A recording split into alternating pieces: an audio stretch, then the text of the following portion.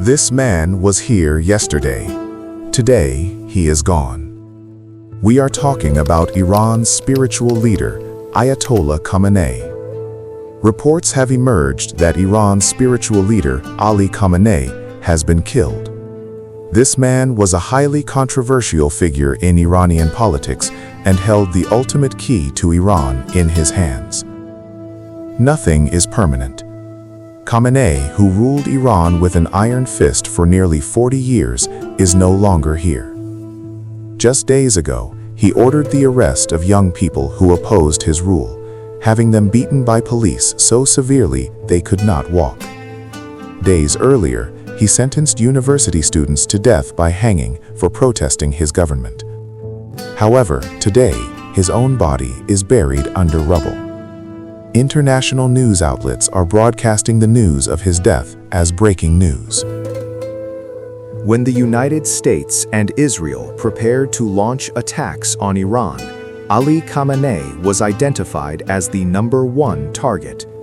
To kill him, they repeatedly bombarded his massive palace in central Tehran with air and missile strikes.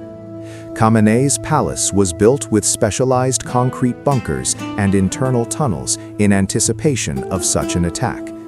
But his time came to an end on that day, and at 86 years old, he was buried in the ruins. Information is emerging that, along with him, several key Iranian military and political leaders were also killed. The US had been threatening a large-scale attack on Iran for some time, and 2 massive warships were seen moving toward Iran. It was clear that the area where the spiritual leader was located would be the target. Khamenei was killed at the site of the first military strike. A puzzling fact is how Iranian politicians and military leaders failed to move this key figure away from the danger zone. Reports indicate that because Israel deployed 200 jets and hit 500 military targets at once, the leaders could not find a way to escape. The first clues regarding his death came through Prime Minister Benjamin Netanyahu. Because the information suggested Khamenei might have been killed, initial reports were handled with caution. Since his life or death has a massive impact on Iranian politics, Iranian officials initially tried to dismiss the information as completely false. However, the denials could not hold up. President Donald Trump released confirming information. It was verified that the man was no longer alive.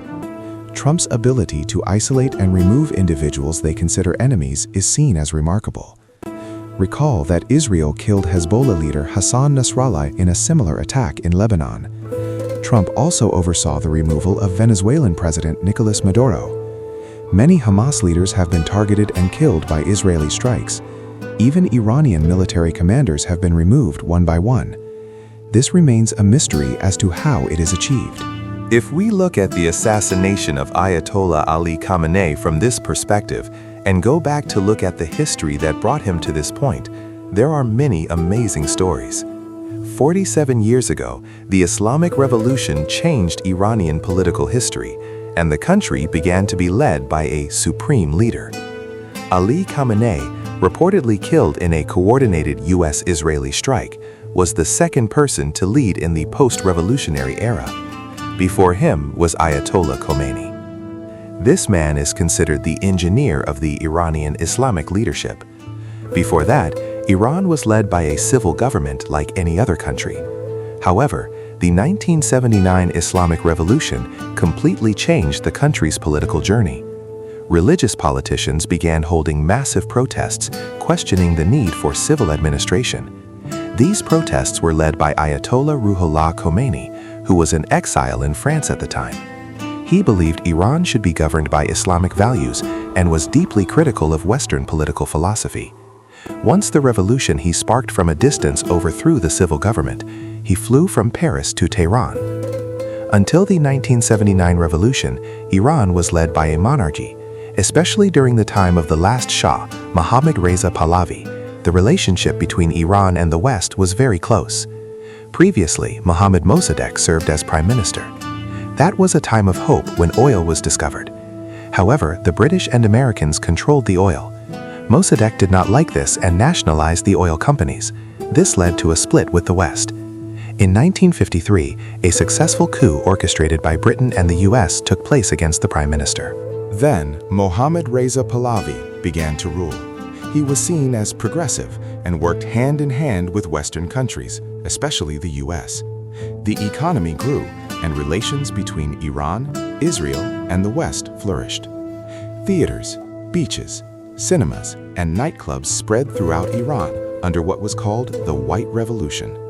However, religious conservatives did not like this. While the leader allowed cultural changes, political control remained tight, and widespread corruption embittered the population. This gave birth to the 1979 revolution. The 1979 revolution changed everything, ending the centuries-old monarchy. The rule of the last Shah was abolished, and revolutionists took power. The Shah was accused of being a traitor who sold the country to the West. Policies changed entirely. From clothing to political participation, everything was viewed through a religious lens. As political unrest grew, clashes and killings became common. Western support for the Shah began to decline due to human rights concerns. In 1979, the golden era of Iran-West relations ended. The new Islamic government began calling Israel an illegitimate Zionist entity and started supporting the Palestinian struggle with weapons. Khamenei returned to the country as the head of the revolution. The country was renamed the Islamic Republic of Iran. The U.S. embassy was stormed and diplomats were taken hostage. Since then, the U.S. and Iran have been enemies. The supreme leader holds absolute power over both religion and politics. While there is a civil president, they do not have ultimate authority. The supreme leader holds the key. Ali Khamenei replaced Khamenei in 1989. For nearly 4 decades, while many presidents came and went, the supreme leader remained the same, directing them from behind the scenes. As mentioned, the supreme leader is not just a spiritual figure. He approves state policies and is the commander-in-chief of the military. The elected president must obey him. Now, this man is gone, killed in a joint US-Israeli attack.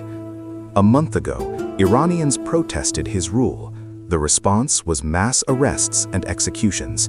The final signature for the death penalties of those protesters was from the very man who met his end yesterday. In a matter of days, the old man who signed those final judgments was himself buried in the ruins of an attack. A very interesting development. Israel is suggesting the Iranian supreme leader is no more after the US and Israel launched major strikes on the capital, Tehran.